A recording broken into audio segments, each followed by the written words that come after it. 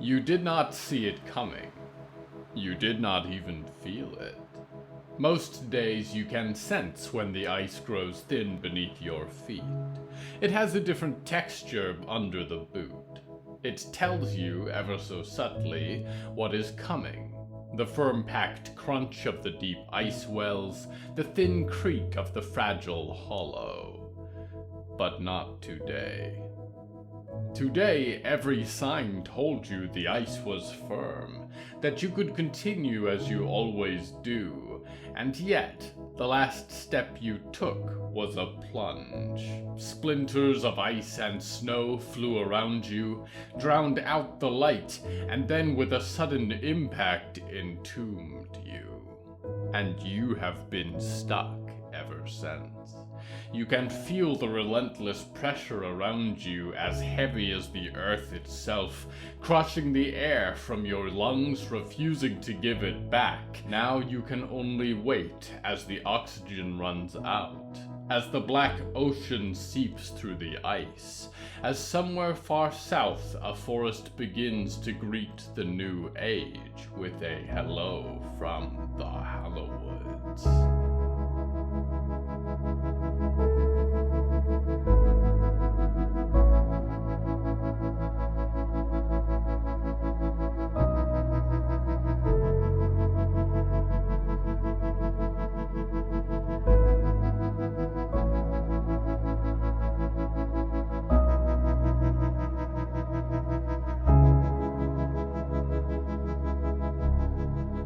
Right now, I soar through a dying storm. The wind has begun to fail, the bleak white vortex to still ever so slightly.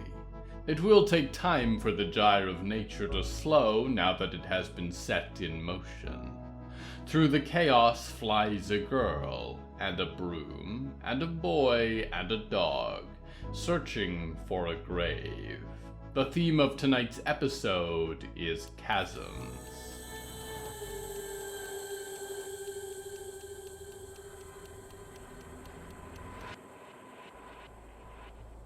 It felt like a lifetime had passed since Percy had seen Clara, and not a pleasant lifetime at that. She had helped to kill his father. She had unbound his mother from the earth. It had only been months, the better part of a year, since then, and yet Clara seemed years older than she had before. Her eyes were sunken, lifeless, staring out at the end of some voyage beyond the brink of exhaustion. He supposed he was on one of his own. The hound he was fond of, and it flew on the other side of her broomstick through the great gusts of the torrential blizzard. The broomstick he remembered too, and was fascinated by and terrified of in equal measure. There was something uncanny in the way it cut through the air. He had thought so since she showed up in the firestorm that consumed his father's house, since she had taken Riot for a ride and broken up with her, and he'd never heard the end of Clara after that. It was news that he had resented her for at the time. Riot was hurt, of course, and of course he was on her side. But he wondered now who had been in the wrong, if anyone had been in the wrong. Thought that maybe sometimes things just happen. That was what Percy thought about as he hurtled unbound through the winter storm, keeping pace with a girl in a black cloak flying on a broomstick. "Are you here for Riot?" he said. He barely had to whisper, and yet her head tilted toward him as they plummeted through a whirling pool of white. It was all he could think of to start a conversation. She did not respond, though, not at first. "Or did they send you?" Percy said. His words were a dagger, he knew, but no one was going to bleed for very long now. "The library. That's all that Olivier was told, apparently. That he was supposed to come here for them." "They're both out here?" said the girl. Her voice trembled. Something was terribly wrong with her, Percy thought. But then again, that was true of him, too. "I'm not sure where they are," Percy said. if they're okay. We all got split up, and things work differently up here. Space forgets itself. It's called indie radiation, Clara said, an unyielding knife cutting through the storm. Indescribable artifacts are peculiar, if not supermassive. Space folds to accommodate the weight. It's extremely dangerous this close. Very difficult to navigate if you don't know what you're doing.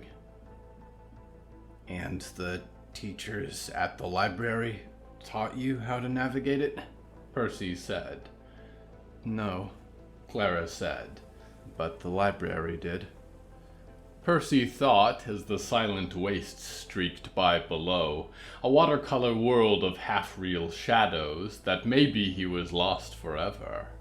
That he was never finding his way back to Diggory or to anyone. That he was going to wander forever in an endless storm with his friend's ex-girlfriend. That maybe when he'd flown away from Diggory, he should have said some comforting word, because it was going to be his last and he didn't even know it. And the wave of sadness was so great from thinking about that his eyes sparked with lightning in the storm, and his body gleamed bright, and he was a streak of sorrowful light beside Clara in the endless Arctic night. But then, blessed relief, he spotted something below. Anything to break up the gray blur of the horizon and the empty sea and the flying snow. It was a silver object, a dot hidden 30 feet beneath the ice. The suit of armor that he had asked Oswald Biggs Botulus to make for him, at the cost of betraying everything he had ever been through. Although, to be fair, he thought, you bought the safety and freedom of all of your friends in that same bargain. A lot of good it had done them now. There, he said. The suit was lost forever, but Diggory had not fallen too far away from it. Right down there.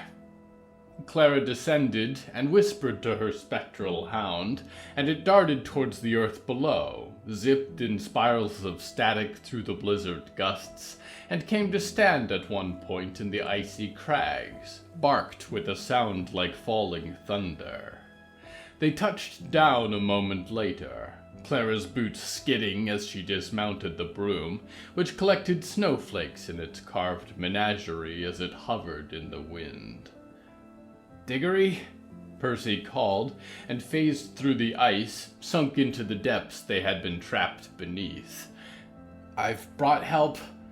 Are you okay? I'm sorry about... He emerged through the ice into a barren hole, beginning to fill with snow. He looked up to find Clara peering in from high above, Dogsmell at her side. I don't think they're here, Clara said.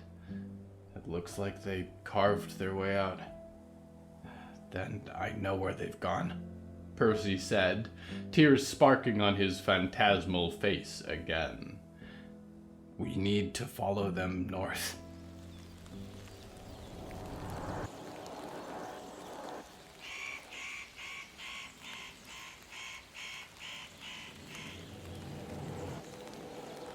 Never go hiking alone. There are a great host of dangers that await the nature lovers of the Hallowoods. Some of them are mundane. Uneven ground may quickly transform from difficult to treacherous. You may become trapped in a gorge or ravine. You may find yourself lost without food or water, or be attacked by a wild animal. A friend might have helped you. Now it will take them days to find you. But there are worse things still in these woods. You may be tripped and hooked by the remaining froglins, and fed to their god or their queen, depending on which sect finds you. You may find yourself standing in the den of a faceless fox, or the burrow of a ravenous mole. You may be kidnapped by a society of witches and watch divination rituals carved from your organs.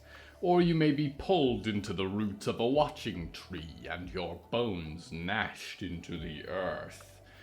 Never go hiking alone. Either a friend may save your life, or the forest will feed twice as well. We go now to one who prefers to travel with company.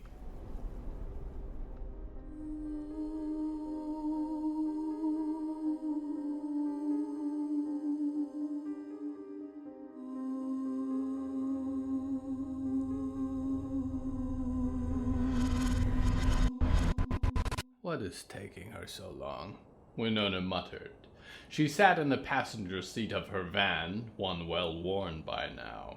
The junk collector's daughter, Elena, sat in the driver's seat, one hand draped over the wheel and the other toying with a butterfly knife. Flip, flip. Try honking again, Winona said. Elena shrugged. She would have heard the first time. I can see her rustling around in there. Are you sure that's her? Said Amelia Abbott from the back. Or is it just normal fireflies? It's not the season for fireflies. Winona sighed. It's too cold. So we'll give her another minute, said Amelia.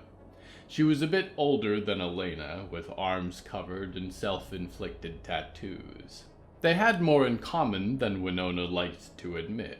Amelia had been scarred by Downing Hill, and Winona had a complicated history with the library as well. Amelia would never quite forgive her for her part in it. Maybe that was why she kept Amelia close to the Friends of Zelda. Someone to hold her accountable. I could go in, squeaked the last occupant of the van, although not the last member of the Friends of Zelda. Membership had grown since the spring, and their mission had grown past Zelda. Ironic, she thought, how things came back full circle. She turned to look back. Amelia with her skin like illustrated paper, and tattery Stabs, a foot-tall doll with hair of raveled red yarn and skin that Winona suspected was human. It had been Irene's favorite medium, after all, and she'd been careless with her less polished projects. You'd scare all the fireflies out of her, Winona said, and it would take another 20 minutes for her to pull herself together. Alice is sensitive. If she's so sensitive, Elena mused at the wheel, why is she invited to this particular mission? Aren't we getting into real danger here? I'm taking the ones who won't faint at the sight of the library, Winona said, and turned in her chair to look across the assembled group. Elena, for your courage. My courage, is it? Elena said. Here I thought it was because I'm the only one who ever gets stuck driving the van around for you. I could drive, said Amelia from the back. I like it when Elena drives, Winona said. She avoids the bumps. It helps my bones. I could drive, said Tattery Stabs. Never again, said Winona. If you try, I'll turn you into a pincushion. I did that to a man once, said Tattery. That's why I've brought you, Winona said. And Amelia, because you know the library as well as I do. Better, even. Please tell me we're not going in there. Amelia groaned and glanced up to her. Not with this crew. I hope it won't come to that, Winona said. But Zelda is in danger. She's going back to that library, and she's more likely to get there the longer we sit here waiting. Here. She put a hand on her khopesh and... Don't you do it, you old crone. Not for something so trivial. Use your earthly feet. How dare you... Before Winona could begin the incantation, though, thankfully, there was a tap on the door, and then another, glittering fireflies landing on the frosted van windows. The side door slid open, and Amelia shuffled over as a corpse climbed in. What took you so long? Winona said. I'm seeing things, said Alice. She was a skeletal sort of woman, or a woman sort of skeleton. Her skin was almost as leathery as Winona's, and points of green light buzzed in her eyes as much as they buzzed in the rest of her bug-infested self. There are hundreds of paths forward, spiraling, twist like embers, paper crackles, a scream. I'm trying to make sense of the poetry I'm seeing. If I have learned anything from having visions of the future, Winona said and pursed her lips, it is that you cannot allow them to direct you in the present. If all of your bugs are in the van, let us drive. We might just reach her in time.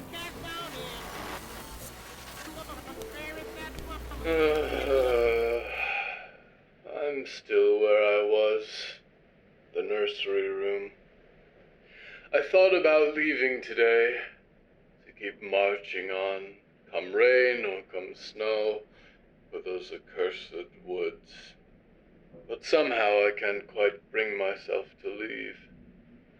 I'm cuddled up in the corner, watching the snow drift outside. It's changed from dark to light to dark again, but the snow hasn't stopped. It's gray in here, unlit. It feels like what I deserve somehow. What am I going to do when I feel well enough to do anything at all again? I tell myself over and over I'm going to visit a friend. I cling to the thought. I have a hard time remembering him now, honestly. Whether he has a beard or not, old or middle-aged. Whether he was kind or false. What that big instrument he wanted parts for was called. I just remember that he liked me. What if he saw me like this? Would he still like me? I don't like me. It's dark again anyway, so I might as well stay a little longer. Wait for someone to open the door.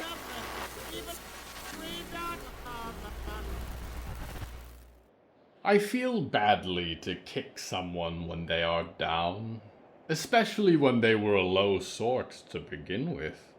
Every night the question of how far a lady can plummet is answered with a surprising and resounding further. What could be said that would be more insulting than the way she already lives? We return now to Winona Carline. I hate it when you do this. It would be best if you destroyed that abyssal stone, freed the last of me, freed me from the reminder of that unpleasant time. But here we are. You whisper the words, and I feel the power go out from me, manifest a single eye.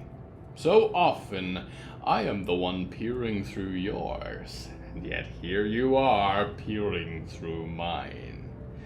And you search, miles ahead of your little van where Elena drives. You search for a friend, withdraw your palm at the first sight of misfortune. keep an eye out. Winona said, and reached out suddenly to grab Elena's forearm. The girl jumped, almost skidded on the icy roads. Don't do that, Elena said. There is a crash ahead, Winona said. a mile or two. I think it is Zelda's truck. Please be careful.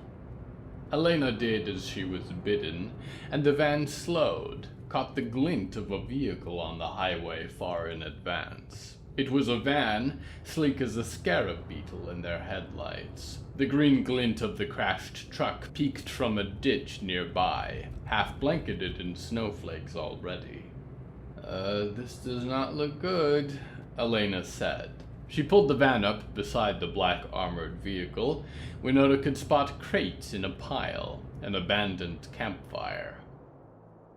Embers, said Alice, burning out. Are there dead people? Said Tattery. How much of them are left? I can't see. Winona disembarked the van, sword at her side, robes billowing in the winter breeze. She cursed the cold climate returning, worse this year than it had been in decades. She cursed the library, and she cursed that her friends could not stop throwing themselves into danger. The van door slid open, the corpse with the fireflies, and the corpse dressed like a child's toy, and the woman who was not a corpse yet peeking from the darkness of her van. Is she here? Said Amelia. Winona? I don't think so. Winona said, peering in through the broken window of the truck. The seats were snow-touched, empty. The fire had been put out, the crates of equipment emptied. It appeared that Zelda had made new friends. Zelda was good at that. She did not have to use Nicky Nick's stolen eye to know where they had gone from here. What did you find there? Winona said. Elena had left the driver's seat to poke and prod among the crates. Nothing much, Elena said, pocketing a hefty tactical knife with guarded knuckles. The girl was wrapped in a thick shawl to keep out the weather, and tried the handle of the black van, found it locked. Wonder what's in here. Let's not loot much until we know who we're dealing with, Winona said, and rubbed her hands together to keep the blood moving in them. Alice, are you all right to walk in this weather? We brought a coat for a reason, said Alice, and sure enough there was a glow from inside the sleeves of her long fur coat, damp hair strung to her skull. Please tell me you're not going after the library, said Amelia, shaking her head. They have my brother, you know. I can't go against them. How much do you like your brother? Said Tattery. I should know before I start stabbing. If we hurry, Winona said, and stepped down past the ruins of the green truck. We might still catch her. I do not intend to visit the library unless they have her already. But when we began this group, it was to find Zelda, and to help anyone who disappears in these woods. To remember them. She's about to make a terrible mistake, and if she does, I will be there, right behind her, to try and pull her out. You know as well as I do, said Amelia, tromping into the snow behind her, that some people don't get a second chance to escape Downing Hill. Be that as it may, Winona sniffed and pressed on into the darkness of the forest. We have to try.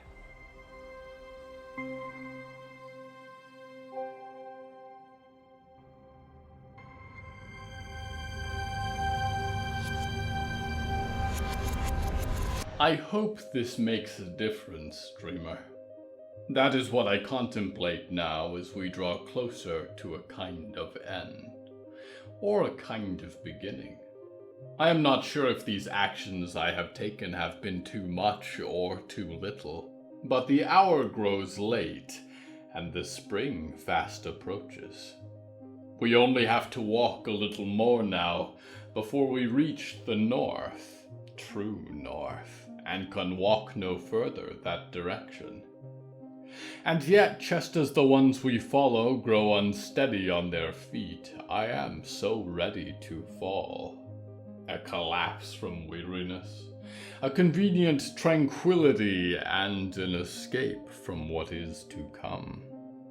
How much easier it would be if I did not have to oversee the destruction of Merylmar's last great work. If I could cover all my eyes in ignorance and leave the mortal kind to do what they will. But already I have tampered. There will be more to do, I think, before this is over. And if I were to grant myself a moment's rest, I might as easily sleep 1,000 years as for a day. That is not dead which can eternal lie, and eternal lie sounds quite appealing at some times. Maybe someday. Perhaps when all of this is over, your planet, I mean, then I will have nothing left to do but slumber. I am not convinced I wish to go back and guard the gates. It is an exhausting thing to try and find a purpose for yourself. We go now to one tired of walking.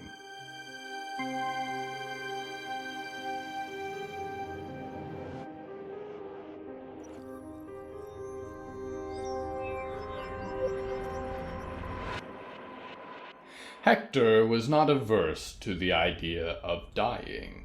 On the contrary, he had thought about it daily for the better portion of the last 10 years. Wondered as he woke up each day and patted his dogs and began their day of hunting and salvage if he was going to go to sleep that night. Whether he was going to get rifled down by some passing raider, not unlike himself, or dragged into the surface of a bog by a body that played dead a little too well, or torn up by some wild and nameless beast.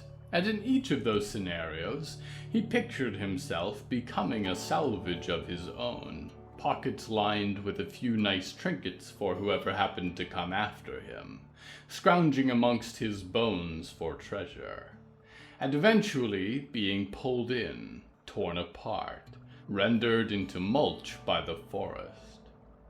He had not pictured that last part happening while he was still alive, but he could feel it crawling. Roots beneath the wooden bark that comprised his left arm, left leg below the knee, reaching up through his skin, curling deeper into his insides, trying to save his body from total collapse, trying to become him completely. Hector lay half consumed in the past. At least he assumed it must be, because he had been to the house before. Zelda's cabin on the lakeside, decorated with candles and lace doilies and porcelain figures and the whole 9 yards. It was a few hazy conversations before he was able to really put together that it was not just sideways because of his vertigo. It was sideways because the house itself sat at a slope, and the black water lapped indoors where the back end of the rooms and the basement stairs had been, and she had been smart to get out of there after all. Something was touching him, something that he could not see, and it dragged a damp cloth across the muddy stretch of his chest, the jagged surfaces where the bark peeled up from the hairy skin. In a brief moment of cogency, he lunged to grab it with his good hand, managed to seize a wrist. There was a yelp of surprise, and a bowl of water dropped. "Who are you?" Hector said. "Is this Zelda's place? Why are we here?" "Excuse me, sir, that is my hand," said a voice. He would have thought it was someone right over him, but he could only see the ceiling, and that troubled him. "Please let go." Hector did, although because the strength in his arm gave out, and not because he wanted to. "My name is Nolan," said the voice from nowhere. "I live in this house, me and my partner, Riku.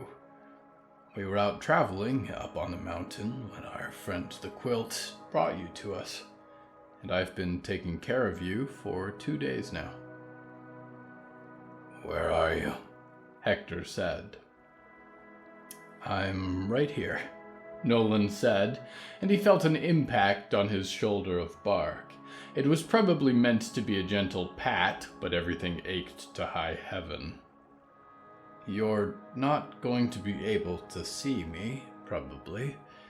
That's just how I am. Please don't be frightened of Riku, either. He's the big green one. He can be a little loud sometimes. He doesn't mean to be."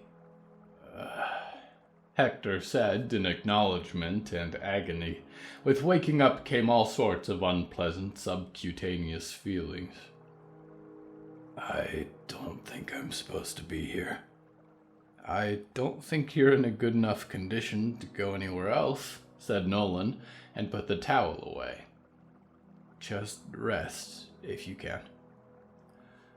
"Out where I was walking," Hector said. "Beyond the veil. I've never seen stars like that. I got old with the earth, and young again. It spun in circles." "Like I said, rest," Nolan said, and he could only hear the creak of the damp floorboards as the invisible man rose. "Be honest," Hector spoke up. His throat was parched. Do you think I'm gonna make it? Yes, Nolan lied. You're going to be fine. Hector lay back against the cot and ached. He hadn't been meant to make it back. He felt displaced, ripped out of eternity and thrown back into time with meaning. A bad fit. Disintegrating. The roots were doing everything they could. Peeling, working, replacing. It wouldn't be enough. He closed his eyes and tried to rest. Couldn't sleep. Could only listen to the humming of Nolan in the kitchen, and the lapping of the water on the walls of the lake house, and a scratching sound from somewhere deep below the earth.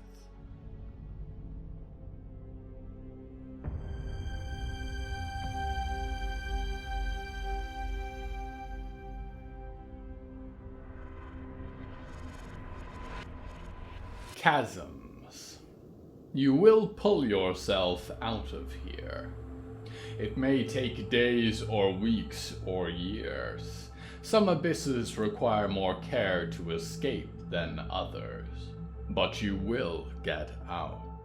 Clamber free of the darkness and with one final lunge roll onto the free earth again.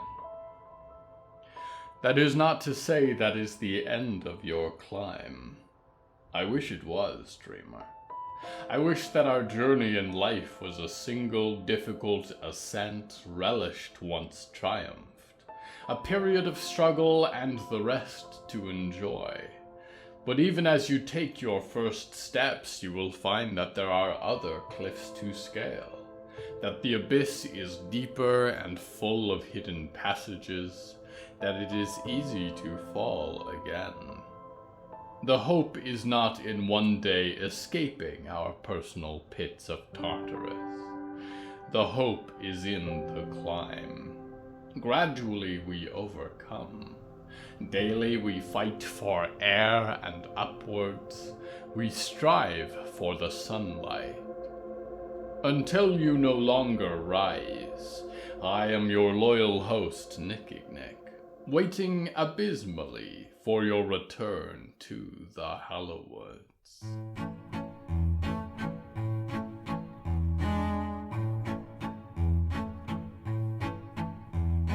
Hello from the Hallowoods is written and produced by William A. Wellman.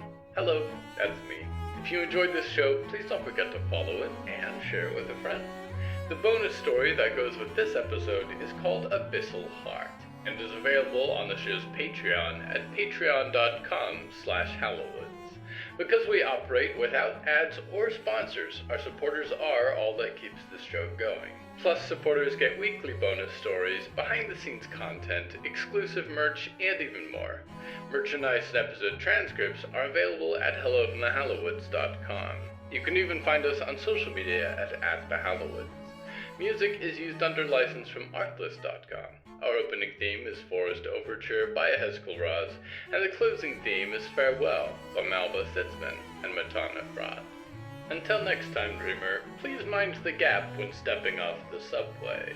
There's supposed to be a material world rendered in beneath the train to catch you, but it can't always keep up, and accidents do happen. Lots of former passengers are still floating down there.